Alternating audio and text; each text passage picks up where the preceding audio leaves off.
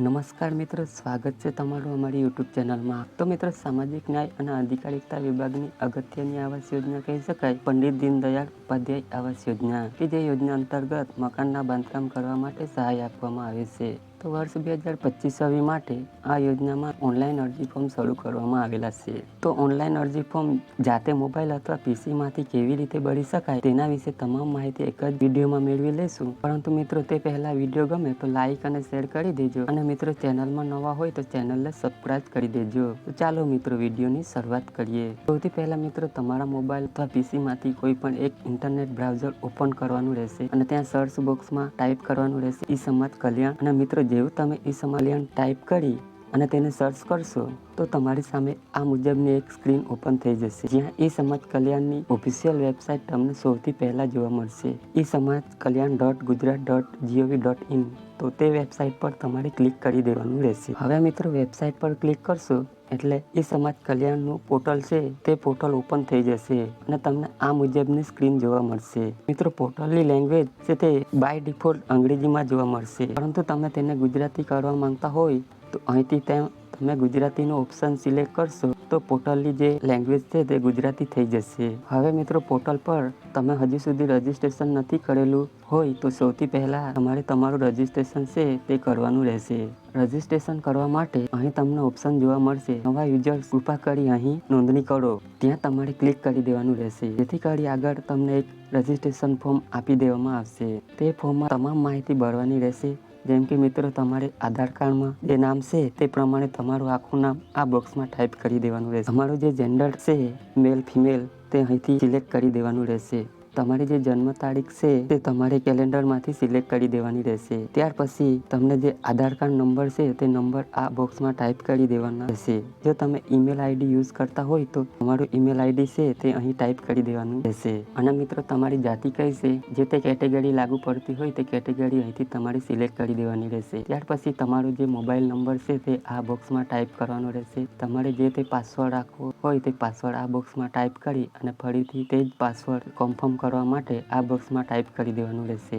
ત્યાર પછી અહીં તમને સરવાળું પૂછવામાં આવશે, તેમનો જે જવાબ આવે તે જવાબ આ બોક્સમાં ટાઈપ કરી અને રજીસ્ટ્રેશનનું જે બટન છે તેના ઉપર તમારે ક્લિક કરવાનું રહેશે. જો મિત્રો, તમે રજીસ્ટ્રેશનના બટન ઉપર ક્લિક કરશો તો પોર્ટલ ઉપર તમારું રજીસ્ટ્રેશન છે તે સક્સેસફુલ થઈ જશે. તમને એક યુઝર આઈડી નંબર આપવામાં આવશે. તે યુઝર આઈડી નંબર અને તમે જે પાસવર્ડ સેટ કરેલ છે તેના વડે આગળ તમારે લોગિન કરવાનું રહેશે. લોગિન કરવા માટે તમારે ફરીથી હોમ સ્ક્રીન પર આવી જવાનું રહેશે. તમને જે યુઝર આઈડી આપવામાં આવેલ છે તે આ બોક્સમાં ટાઈપ કરી દેવાનું રહેશે. તમે જે પાસવર્ડ સેટ કરેલ છે તે પાસવર્ડ આ બોક્સમાં ટાઈપ કરી તમને ફરીથી એક સરવાળું પૂછવામાં આવશે. તેમનો જે જવાબ આવે તે જવાબ આ બોક્સમાં ટાઈપ કરી લોગિનના બટન પર ક્લિક કરી દેવાનું રહેશે, જેથી કરી મિત્રો આ મુજબની એક સ્ક્રીન ઓપન થઈ જશે. પરંતુ મિત્રો, તમે જો પહેલી વખત જ લોગિન કરશો તો સૌથી પહેલાં તમારે તમારી પ્રોફાઇલ અપડેટ કરવાની રહેશે. પ્રોફાઇલને અપડેટ કરી દેશો એટલે ફરીથી આ મુજબની સ્ક્રીન તમને જોવા મળશે, કે જે મિત્રો અહીં તમને એક ઓપ્શન જોવા મળશે પંડિત દીનદયાળ ઉપાધ્યાય આવાસ યોજનાનું. તેના નામ પર તમારે ક્લિક કરવાનું રહેશે, જેથી કરી યોજનાના લગતા તમામ માહિતી અહીં તમને જોવા મળશે. તેને એકવાર વાંચી ત્યાર પછી જે ઓકેનું બટન છે એના ઉપર તમારે ક્લિક કરવાનું રહેશે, જેથી કરી ફરીથી આ મુજબની સ્ક્રીન ઓપન થઈ જશે. અહીં તમને જોવા મળશે ફરીથી પંડિત દીનદયાળ ઉપાધ્યાય આવાસ યોજનાના પ્રથમ હપ્તા માટે અરજી કરો. તેના ઉપર તમારે ક્લિક કરી દેવાનું રહેશે. આગળ મિત્રો, તમને એક અરજી ફોર્મ આપી દેવામાં આવશે. તે ફોર્મમાં તમામ માહિતી ભરવાની રહેશે. અરજી ફોર્મ છે તે અલગ અલગ 4 સ્ટેપ છે. તે 4 સ્ટેપ તમારે ફરજિયાત કમ્પ્લીટ કરવાના રહેશે. જેમાં પહેલા સ્ટેપમાં અરજદારે પોતાની વ્યક્તિગત માહિતી આપવાની રહેશે. હવે મિત્રો, તમે જે પ્રોફાઇલ જનરેટ કરી છે તેમાં જે માહિતી આપેલ છે તે માહિતી અહીં ઓટોમેટિક લઈ લેશે. જેમ કે અરજદારનું નામ છે તે આ બોક્સમાં મિત્રો તમારે ટાઈપ કરવાનું રહેશે, પરંતુ પ્રોફાઇલ મુજબ અહીં ઓટોમેટિક આવી જશે. ત્યાર પછી અરજદારના પિતા કે પતિનું નામ છે તે પ્રોફાઇલ મુજબ ઓટોમેટિક આવી જશે. તેમાં તમે કોઈ પણ પ્રકારનો ફેરફાર નહીં કરી શકો. તમારું જે જેન્ડર છે, પુરુષ કે સ્ત્રી, અહીંથી તમારે સિલેક્ટ કરી દેવાનું રહેશે. તમારી જે તે જન્મ તારીખ છે તે જન્મ તારીખ છે તે આ બોક્સમાં ટાઈપ કરી દેવાની રહેશે. જેવી મિત્રો તમે જન્મ તારીખ ટાઈપ કરશો એટલે તમારી હાલની ઉંમર જેટલી હશે તે અહીં ઓટોમેટિક આવી જશે. ત્યાર પછી રજીસ્ટ્રેશન કરતી વખતે તમે જે તમારી કેટેગરી એટલે કે જાતિ સિલેક્ટ કરેલ છે તે જાતિ અહીં ઓટોમેટિક આવી જશે. તેમાં તમે કોઈ પણ પ્રકારનો સુધારો નહીં કરી શકો. તમારી જે પેટા જાતિ છે તે અહીંથી તમારે સિલેક્ટ કરી દેવાની રહેશે. તમારે જે મોબાઈલ નંબર છે તે આ બોક્સમાં ટાઈપ કરી દેવાના રહેશે. ત્યાર પછી જો લેન્ડલાઇન નંબર યુઝ કરતા હોય તો SD કોડ નંબર સાથે તમારો ફોન નંબર આ બોક્સમાં ટાઈપ કરવાના રહેશે. જો તમે ઈમેલ આઈડી યુઝ કરતા હોય તો તમારે ઈમેલ એડ્રેસ આ બોક્સમાં ટાઈપ કરી દેવાનું રહેશે. ત્યાર પછી મિત્રો તમે જે પ્રોફાઇલમાં ફોટોગ્રાફ અપલોડ કરેલ છે તે ફોટોગ્રાફ અહીં તમને જોવા મળશે, પરંતુ તમે તેને બદલવા માંગતા હોય તો બદલી શકશો. અપલોડનું જે બટન છે તેના પર ક્લિક કરશો તો ડિવાઇસ ઓપન થઈ જશે. ત્યાં તમને સ્કેન કરેલ તાજેતરનું પાસપોર્ટ સાઇઝનું ફોટોગ્રાફ રાખેલ છે તેને તમે સિલેક્ટ કરશો એટલે અહીં તમારો ફોટોગ્રાફ અપલોડ થઈ જશે. ત્યાર પછી તમારી રેશન કાર્ડની વિગત અહીં આપવાની રહેશે. તમારે જે રેશન કાર્ડ નંબર છે તે નંબર આ બોક્સમાં ટાઈપ કરી દેવાના રહેશે. આગળ મિત્રો તમારે ration card member ID number છે તે આ બોક્સમાં ટાઈપ કરી દેવાની રહેશે. હવે મિત્રો આ જે ration card member ID number છે એ ક્યાંથી મળશે તો કે મિત્રો રેશન કાર્ડમાં તમામ સભ્યોના નામ સામે પોતાનું રેશન કાર્ડ આઈડી નંબર આપવામાં આવેલું હશે. તેમાં અરજદારના નામની સામે જે તેમનું ration card member ID number છે તે અહીં ટાઈપ કરી દેવાનું રહેશે. જો તમારી પાસે ફેમિલી આઈડી નંબર છે આ બોક્સમાં તમે ટાઈપ કરી શકશો, નહીં તો તમે તેને બ્લેન્ક છોડી શકશો.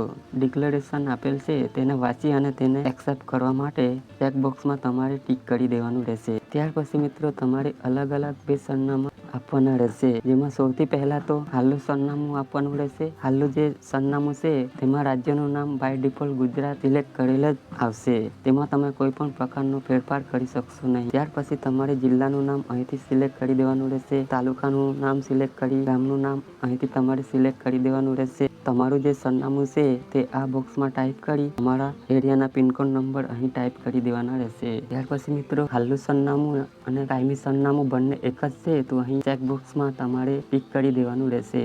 પરંતુ બંને અલગ અલગ છે તો તમારું જે કાયમી સરનામું છે તે અહીં ટાઈપ કરવાનું રહેશે. જેમ કે રાજ્યનું નામ છે તે અહીંથી તમારે સિલેક્ટ કરી દેવાનું રહેશે. તમારા જિલ્લાનું નામ અને તમારા તાલુકાના નામ છે, ત્યાર પછી તમારે ગામનું નામ સિલેક્ટ કરી તમારું જે સરનામું છે તે આ બોક્સમાં ટાઈપ કરી દેવાનું રહેશે અને એરિયાના પિનકોડ નંબર અહીં ટાઈપ કરી અને મિત્રો અહીં તમામ વિગત ભરાઈ જાય એટલે સેવ અને નેક્સ્ટનું બટન છે તેના પર તમારે ક્લિક કરી દેવાનું રહેશે.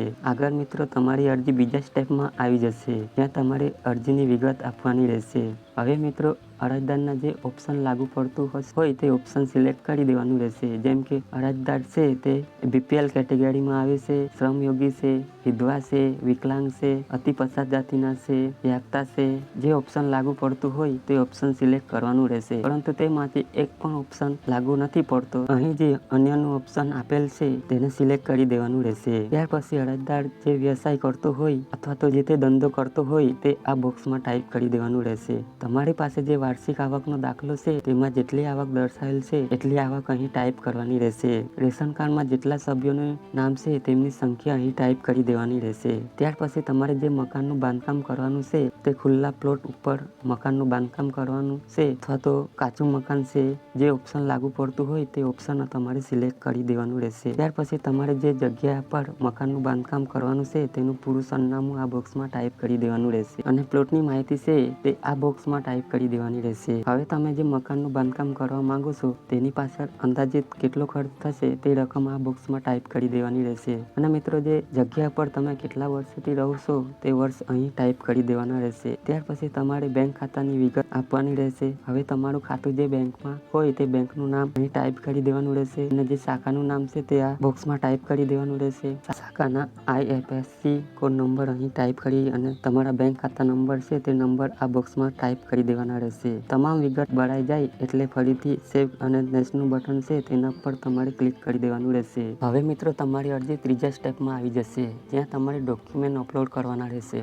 હવે તમે જે ફાઇલ અપલોડ કરો છો તે ફાઇલની સાઇઝ છે તે 1 MB કરતાં ઓછી હોવી જોઈએ. સૌથી પહેલાં તો તમારે આધાર કાર્ડ અપલોડ કરવાનું રહેશે.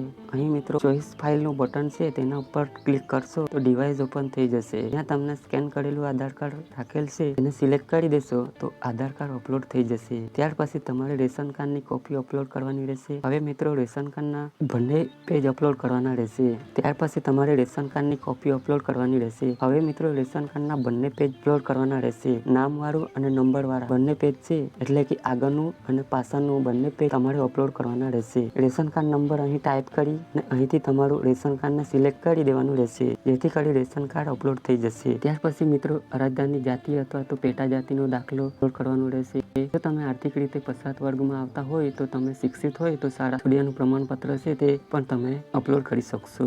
જે ડોક્યુમેન્ટ અપલોડ કરવા માંગતા હોય તેમના નંબર અહીં ટાઈપ કરી અહીંથી ડોક્યુમેન્ટ સિલેક્ટ કરી અપલોડ કરી દેવાનું રહેશે. ત્યાર પછી તમારી પાસે જે વાર્ષિક આવકનો દાખલો છે અપલોડ કરવાનો રહેશે. અહીં દાખલા નંબર ટાઈપ કરી દેવાનો રહેશે. રહેઠાણના પુરાવા તરીકે તમારે કોઈ પણ એક ડોક્યુમેન્ટ આપવાનું રહેશે, જેમ કે વીજળી બિલ છે, લાયસન્સ છે, ભાડા કરાર છે, ચૂંટણી કાર્ડ છે. તો આ 4 ડોક્યુમેન્ટમાંથી કોઈ પણ એક ડોક્યુમેન્ટ તમે રહેઠાણના પુરાવા તરીકે અપલોડ કરવાનું રહેશે. તમે જે ડોક્યુમેન્ટ અપલોડ કરવા માંગતા હોય તેમના નંબર અહીં ટાઈપ કરવાના રહેશે. ત્યાર પછી મિત્રો કોઈ ગરીબી આવાસ યોજના હેઠળ તૈયાર મકાન તમને મળેલ હોય તો તેના જે ફાળવણીના હુકમની નકલ છે, એલોટમેન્ટ લેટરની પ્રમાણિક નકલ છે તે તમે અપલોડ કરી શકો છો, પરંતુ તે ફરજિયાત નથી. ત્યાર પછી જમીન માલિકનું આધાર અથવા તો દસ્તાવેજ, આંકડાની પત્રક, હકપત્રક, સનદ પત્રક જે લાગુ પડતું હોય તે અપલોડ કરવાનું રહેશે. ત્યાર પછી મકાન બાંધકામ કરવાની રજા ચિઠ્ઠી તમારે અપલોડ કરવાની રહેશે. ત્યાર પછી મકાન સહાય મંજૂરી કરવા માટે તલાટી કમ મંત્રી અથવા તો સિટી તલાટી દ્વારા આપવામાં આવેલું પ્રમાણપત્ર છે તેમજ ચતુર્દિશા દર્શાવતો જે દાખલો છે તે તમારે અપલોડ કરવાનું રહેશે. જો તમે બીપીએલ કેટેગરી આવતા હોય તો બીપીએલ નો દાખલો તમારે અપલોડ કરી દેવાનું રહેશે. વિધવા અરજદાર હોય તો મિત્રો પતિના મરણનો દાખલો અપલોડ કરવાનું રહેશે. ત્યાર પછી બેંક ખાતાની પાસબુકના પ્રથમ પાનાની નકલ છે અથવા તો રદ કરેલ ચેક તમારે અપલોડ કરવાનું રહેશે. વેરા પાવતી છે તે તમારે અપલોડ કરવાની રહેશે. પાવતીના નંબર અહીં ટાઈપ કરી વેરા પાવતી અપલોડ કરી દેવાની રહેશે. ત્યાર પછી સેલ્ફ ડિક્લેરેશન ફોર્મ એટલે કે સ્વ ઘોષણ પ્રમાણપત્ર તમારે અપલોડ કરવાનું રહેશે. ત્યાર પછી જે જમીન ઉપર તમારે મકાનનું બાંધકામ કરવાનું છે, ખુલ્લા પ્લોટનો ફોટો અથવા તો જર્જરિત મકાન હોય અથવા કાચી ગાળ માટીનું મકાન હોય તો તેમના ફોટો તમારે અપલોડ કરવાના રહેશે. ત્યાર પછી મિત્રો તમે જે પ્લોટ ઉપર મકાનનું બાંધકામ કરવા માંગો છો અથવા તો જે મકાન છે તે કાચું મકાન છે તો તે મકાનના મિત્રો સંયુક્ત ખાતેદાર હોય તો અન્ય ખાતેદારોનું સંમતિ પત્રક તમારે અપલોડ કરવાનું રહેશે. હવે જો મિત્રો સ્વઘોષણ પ્રમાણપત્ર જે નકલ છે તેમનું જે નમૂનો છે તો તે અહીં અરજી સાથેના બિડાણ ડાઉનલોડ કરો તેના ઉપર ક્લિક કરશો તો એક પીડીએફ ફાઇલ ડાઉનલોડ થઈ જશે. તેમાં તમામ વિગત ભરી અને નીચે સહી કરી મિત્રો તમારે તે સ્વઘોષણ પ્રમાણપત્ર અપલોડ કરવાનું રહેશે. તમામ ડોક્યુમેન્ટ અપલોડ થઈ ગયા પછી સેવ અને નેક્સ્ટના બટન છે તેના ઉપર તમારે ક્લિક કરી દેવાનું રહેશે. આગળ મિત્રો તમારી અરજી ચોથા સ્ટેપમાં આવી જશે, જ્યાં તમને યોજનાના નિયમો અને શરતો જોવા મળશે. તેને એકવાર વાંચી લેવાના રહેશે. એક્સેપ્ટ કરવા માટે અહીં તમને એક ચેકબોક્સ છે તેમાં તમારે ટીક કરી દેવાનું રહેશે. ત્યાર પછી સેવ એપ્લિકેશનનું બટન છે તેના પર ક્લિક કરવાનું રહેશે. જેવું મિત્રો તમે સેવ એપ્લિકેશનના બટન ઉપર ક્લિક કરશો તો તમારી અરજી ફાઇનલી સબમિટ થઈ જશે. તમને એક અરજી નંબર આપી દેવામાં આવશે, તે નંબર તમારે સાચવી રાખવાનો રહેશે. તમે જે અરજી ફોર્મ ભરેલ છે તેનું સ્ટેટસ તમારે જોવું હોય તો તમારે ફરી હોમ સ્ક્રીન ઉપર આવી જવાનું રહેશે. અહીં તમને એક ઓપ્શન જોવા મળશે તમારી એપ્લિકેશનની સ્થિતિ જોવા, ત્યાં તમારે ક્લિક કરવાનું રહેશે, જેથી કરી એક નવા પેજમાં એક સ્ક્રીન ઓપન થઈ જશે. તમારા જે અરજી નંબર અહીં ટાઈપ કરી દેવાના રહેશે. તમારી જન્મ તારીખ અહીં ટાઈપ કરી અને સ્થિતિ જોવાનું બટન છે તેના પર ક્લિક કરશો તો તમારી અરજીનું સ્ટેટસ છે તે જોવા મળશે. તો આવી જ રીતે સામાજિક ન્યાય અને અધિકારિતા વિભાગની જે પંડિત દીનદયાળ ઉપાધ્યાય આવાસ યોજના છે તો તે યોજનાનું તમે જાતે જ ઓનલાઈન અરજી ફોર્મ ભરી શકો છો. તો મિત્રો આશા રાખું છું વિડીયો પસંદ પડ્યો હશે, અને મિત્રો વિડીયો પસંદ પડ્યો હોય તો લાઈક અને શેર કરી દેજો, અને મિત્રો ચેનલમાં નવા હોય તો ચેનલને સબસ્ક્રાઈબ કરી દેજો.